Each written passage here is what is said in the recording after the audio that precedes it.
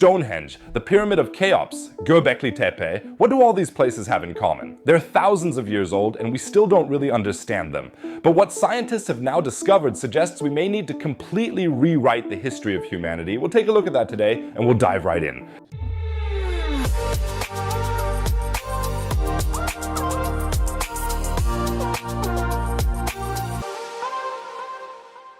Let me know right away what you think. Was human history completely different from what we assume? I'm really curious to hear your thoughts. And if you haven't subscribed to my channel yet, now would be the perfect time. If you're already subscribed, please give the video a thumbs up. 5,000 likes should really impress the YouTube algorithm. Thanks a lot, everyone. So let's start with a place that has been baffling researchers for centuries, Stonehenge. Stonehenge is made up of different types of stone. The largest are the so-called sarsen stones, which come from the surrounding area. Then there are the blue stones, which come from Wales, about 230 kilometers away. And finally, there's the altar stone, a 6-ton block of sandstone. This altar stone is particularly mysterious because researchers only discovered in 2024 that it comes from Scotland, over 700 kilometers away from Stonehenge. This raises the question, how did this stone get there? Two theories were at odds with each other. The first theory states that Neolithic people transported the stones with incredible effort, perhaps on tree trunks or by raft. The second theory sounds more plausible at first glance. Glaciers would have pushed the stones south during the Ice Age and deposited them as so-called erratic boulders in southern England. Our Stone Age ancestors would then have simply found the stones and used them right where they were. This glacier theory certainly had its supporters. After all, there were several ice ages during the Pleistocene. But is that really true? A research team at Curtin University in Australia asked themselves exactly this question and came up with a brilliant idea to answer it. If glaciers had truly transported massive rocks from Scotland or Wales all the way to southern England, they would have had to leave a distinct mineralogical trace. Tiny grains on their way to their destination that could be precisely dated. So the researchers set out on a search. They collected samples from rivers around Stonehenge and analyzed the mineral grains they contained. Zircon crystals were of particular interest. Zircon is one of the most durable materials on Earth and can remain intact for millions of years. In the state-of-the-art laboratories at Curtin University, the researchers conducted precise measurements and analyzed the age of the zircon crystals. They found zircon crystals in the river sands around Stonehenge that are between 3.4 and 285 million years old. This age matches perfectly with rocks from northern Great Britain, more specifically the so-called Laurentian crust. But, and this is the crux of the matter, these crystals did not originate from direct glacial transport, but were dispersed over long periods of time through natural erosion and sedimentation. This makes the alternative explanation, that humans moved the stones, far more plausible. The study clearly shows that the mineralogical composition of the sediments around Stonehenge is not compatible with the glacial hypothesis. If massive ice flows had indeed pushed boulders from Scotland or Wales all the way to southern England, one would expect to find a characteristic trace of zircon crystals dating back about 464 million years. Instead, the data show that the mineral grains originate from locally reworked sediments, primarily from the Tarnat Formation, an early Paleocene rock layer in the London Basin. These sediments were redistributed repeatedly over millions of years, but not by glaciers. Exactly how people moved the stone blocks back then, however, remains a mystery. Some people say the stones might have been floated down from Scotland or Wales, or they might have been transported overland using rolling tree trunks. Just imagine having to transport a 6-ton stone over 700 kilometers without modern technology. No cranes, no trucks, no roads in the modern sense, just muscle power, ropes, perhaps rafts, and a great deal of perseverance. The people of the early Stone Age must have had incredible motivation to take on this challenge. This suggests that these sites held special significance for the builders. Perhaps the stones' places of origin were sacred sites or held spiritual significance. In any case, the effort expended to bring precisely these stones clearly shows that Stonehenge was more than just a practical structure. It suggests that the site likely served multiple purposes, as a temple, as a calendar, perhaps even as a gathering place for festivals. Asking and answering such questions requires diverse data sets, and this study adds an important piece to the larger puzzle. Let's move on to another ancient structure, the Pyramid of Cheops. It is believed to be around 4,600 years old, is incredibly famous, and is actually quite well dated, or so we think. Just imagine if everything we think we know about the pyramids were wrong. According to conventional wisdom, the Pyramid of Cheops was built about 4,600 years ago. Alberto Donini, an engineer from the University of Bologna in Italy, has presented a controversial study claiming that the Pyramid of Cheops could have been built well over 20,000 years ago. But how did Donini arrive at this claim? His method is called the relative erosion method, or REM for short. The basic idea is relatively simple. Donini measured the erosion, that is, the weathering of the stones.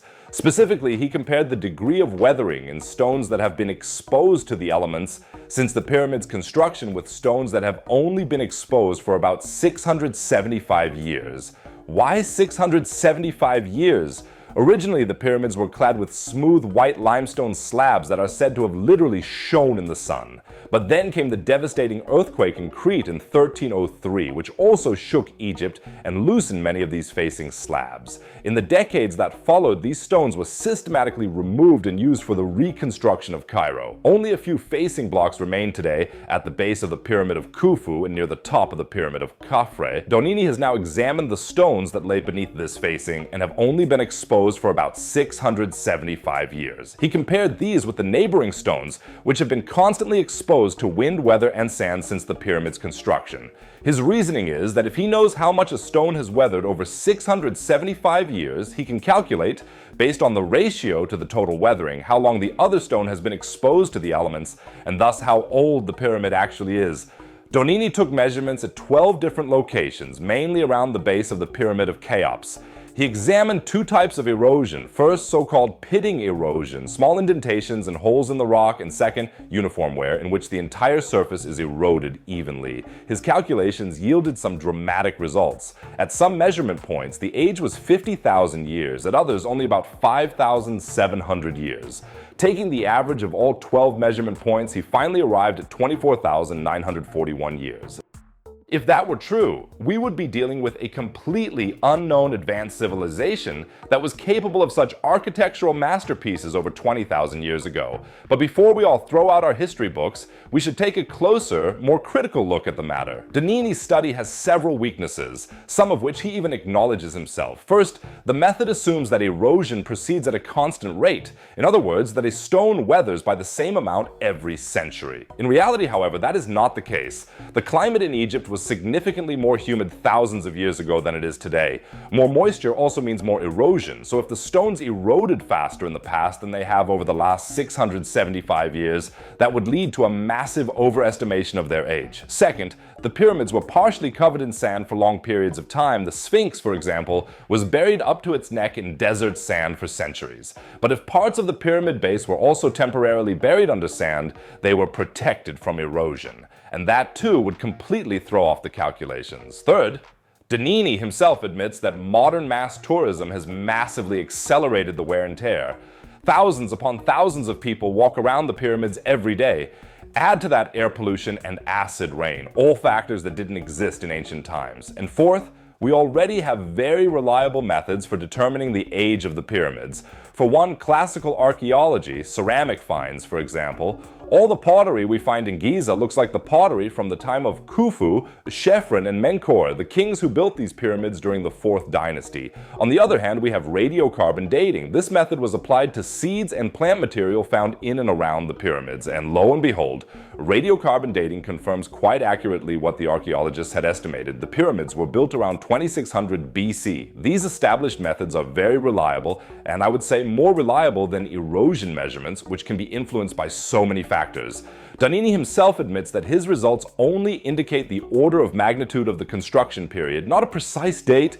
And yes, I'm sorry that I have to be the killjoy again here. I still find it fascinating that someone is thinking about alternative dating methods. And since we're on the subject of Egypt, let's take a closer look at the location of the Pyramids of Giza. As we know, the speed of light is not just any number, but one of the most fundamental constants of our universe. In a vacuum, it is exactly 299,792,458 meters per second, and nothing can travel faster. Light itself, that is photons, reaches exactly this speed, no matter which direction they come from or who measures them. This limit also applies to every form of information in the universe.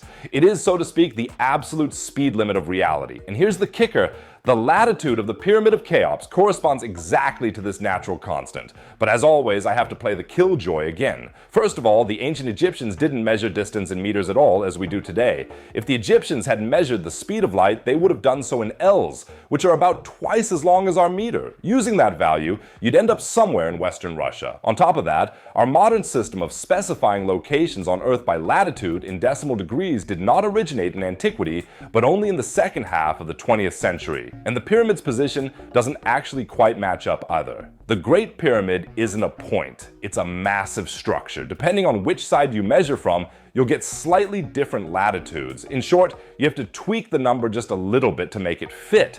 The fact that the ancient Egyptians knew the correct value of the speed of light would not only be impressive, it would be pretty much impossible. But what is truly fascinating, and what I'm about to show you, is not some internet theory, it's cutting-edge science. Do you know the Pyramid of Menkaure? It is the smallest of the 3 Great Pyramids of Giza. With an original height of about 65 meters, it is still a monumental structure, but compared to its gigantic neighbors, it seems rather insignificant. While the Pyramid of Khufu is regularly examined with CT scanners, drones, and all sorts of high-tech gadgets, the Pyramid of Menkaure has tended to be on the periphery of interest. The Scanned Pyramids Research Network wanted to change that, and what they found is impressive. The eastern part of the Pyramid of Menkaure is clad in granite blocks. The original plan was to cover the entire outer shell with them, but for unknown reasons, only the bottom 7 rows remain. Between these granite blocks, there are 2 areas that are strikingly smooth and precisely worked, just as precise as the blocks surrounding the main entrance on the north side. Could there be a second entrance there? To find out, the researchers drew on a whole arsenal of non-invasive measurement methods. The researchers used ground-penetrating radar, ultrasound tests, and as the decisive method, so-called electrical resistivity tomography. The principle behind it is elegant. You send weak electrical pulses through the rock and measure how strong the electrical resistance is at various points. Air conducts electricity less well than solid rock, so high resistance indicates a cavity, and that is exactly what the measuring devices showed. Directly behind the particularly smooth, polished granite blocks on the east side, 2 distinct anomalies. The researchers simply call them A1 and A2. Anomaly: A1 measures approximately 1.5 by 1 meter and begins at a depth of about 1.35 meters. A2 is slightly smaller, about 90 by 70 centimeters, and lies just below the surface. Both appear to be filled with air, suggesting hidden cavities within the Pyramid of Mykonos. However, the measurement methods have a limited penetration depth, so it is not yet possible to say how far these cavities extend into the interior of the pyramid. These are anomalies, not certainties. We don't yet know exactly what the researchers will find behind these granite blocks. Perhaps a corridor, perhaps a chamber, perhaps just a geological irregularity. But the very fact that in the year 2026 we can still be making new discoveries in a 4,500-year-old structure, a structure visited by millions of people every year, is what's truly fascinating. But now let's leave Egypt and travel to Turkey, more specifically to Göbekli Tepe. The monumental stone circles there are around 11,500 years old, more than twice as old as Stonehenge, older than the pyramids. Göbekli Tepe is Turkish for potbelly hill, and for thousands of years, everyone thought it was just a hill with sheep grazing on it. In the 1960s, a team of anthropologists took a closer look at the hill and thought it was probably some kind of medieval cemetery. For nearly 30 years, no one took any further interest in this hill until in 1994, the German archaeologist Klaus Schmidt read the old reports and became suspicious. In 1995, Schmidt and 5 colleagues began excavations, and what they found would change archaeology forever. Beneath the surface of the hill lay massive T-shaped stone pillars. Some of them were over 5 meters tall and weighed up to 10 tons, and they were artfully carved, decorated with reliefs of foxes, lions, scorpions, snakes, and birds. The researchers found stone tools, blades, and hammers, but no signs of settlements. Instead, they discovered tens of thousands of animal bones, but all from wild animals. Radiocarbon dating showed that these structures are about 11,500 years old. 11,500 years? That's twice as old as Stonehenge, twice as old as the Pyramids of Giza. Based on everything we thought we knew about human history, Göbekli Tepe shouldn't even exist. Stonehenge was built by settled farmers. The pyramids were built by an agricultural society. And then came Göbekli Tepe and completely shattered this whole beautiful theory because it was built by hunters and gatherers, by people who had no idea about agriculture and had not settled down permanently, who didn't even have metal tools. Klaus Schmidt was convinced this is a sanctuary, a religious center to which nomadic groups from across the region made pilgrimages to perform rituals. Small groups of hunter-gatherers created these monumental stone circles with pillars weighing 10 tons, entirely without pack animals, without metal tools, using only muscle power and skill. Schmidt discovered that the site consists of several layers, the oldest dates from around 8,300 to 7,500 BC and consists of large circular structures. The newer layer is about 1,000 years younger and features smaller rectangular structures. The older structures were apparently intentionally buried. Someone buried these massive stone circles under tons of earth. The geometric arrangement is particularly fascinating. In 2020, researchers analyzed the architecture using computer algorithms and discovered that 3 of the stone circles form an almost perfect triangle with 19-meter-long sides. Schmidt himself believed that Göbekli Tepe was a pilgrimage center to which people came from all over the region. The tens of thousands of animal bones that were found, perhaps the remains of ritual sacrifices or evidence of grand feasts, or both. When a massive protective roof was to be built over the site in 2017, archaeologists had to dig much deeper than ever before, and there, several meters below the surface, they found something unexpected: evidence of houses and permanent settlement, a massive cistern, channels for rainwater, and thousands of grain processing tools. It was a fully fledged settlement with permanent habitation. Does that mean the original idea was wrong? No, because the builders of Göbekli Tepe still did not live in an agricultural society. Although people were experimenting with plants, they were still primarily hunters and gatherers. The new interpretation is even more fascinating. Göbekli Tepe may have been a last-ditch attempt by a hunter-gatherer society to preserve its way of life, while other groups were already domesticating animals and cultivating plants. Many of the animals depicted were not even native to the area. They were special, symbolically significant creatures. Turkish archaeologists have since found dozens of similar sites in the region, all featuring T-shaped pillars from the same period. One of them is called Karahan Tepe, located 40 kilometers away and may even be older. What all these sites have in common is that they were intentionally buried and abandoned at some point. We may never know why that happened. In 2017, 2 researchers claimed that the animal depictions correspond to constellations and that the vulture stone could be a date stamp for a comet impact 13,000 years ago. The local archaeologists, however, are a bit skeptical, because just because we see certain constellations today doesn't mean that people back then saw the same thing. After more than 25 years of excavation, there are more questions than answers. Who were these people? What rituals did they perform? Why did they build these structures only to bury them? But one thing we know for sure, these people were more like us than we thought. They had complex societies, religious beliefs, artistic visions, and they created something that would endure for 11,500 years. And finally, an archaeological discovery that is perhaps the most mysterious of all. In the Tarka Kori cave in southwestern Libya, in the heart of what is now the Sahara Desert, archaeologists discovered several mummies. Not just any mummies, but the naturally mummified bodies of 2 women who lived about 7,000 years ago. The crazy thing is, these mummies weren't artificially mummified. Instead, the dry desert heat preserved them perfectly. The 2 women were herders from the so-called pastoral Neolithic era. Back then, when the Sahara was still green, these people lived in a world completely different from anything we can imagine today. A team led by Nada Salem from the Max Planck Institute for Evolutionary Anthropology analyzed the DNA of these mummies, and what they found blew everyone away. The DNA does not match any population group living today. DNA normally degrades extremely quickly in hot, dry climates. That is why we know so little about the genetic history of human development in the Sahara. But these 2 women were so perfectly preserved that the researchers were able to extract enough DNA fragments. From a tooth root and 2 fibula fragments, they analyzed millions of genetic markers. The DNA shows that these Takakori people belong to a completely unknown North African lineage. This lineage split from sub-Saharan African lineages about 60,000 years ago, roughly at the same time modern humans left Africa. The Takakori people remained almost completely isolated at that time. About 14,500 and 5,000 years ago, heavy monsoon rains transformed the Sahara into a vast savanna landscape with lakes, rivers, and grasslands. Where there is only sand today, people, wild animals, and large herds of cattle once lived. Rock paintings even depict groups swimming and hunting. This humid climate turned North Africa into a habitable corridor that made migration, livestock herding, and early cultures possible in the first place. And despite this green environment, there was hardly any genetic exchange between North Africa and the sub-Saharan region. The researchers expected massive population mixing, but the Takakori people, as well as 15,000-year-old hunter-gatherers from the Tafaralt cave in Morocco, Morocco are equally distant from sub-Saharan lineages. This points to very limited gene flow. How can that be? The researchers have a theory. The Sahara was green but not uniform. There were different ecosystems: grasslands, wetlands, forests, lakes, mountains, savannas,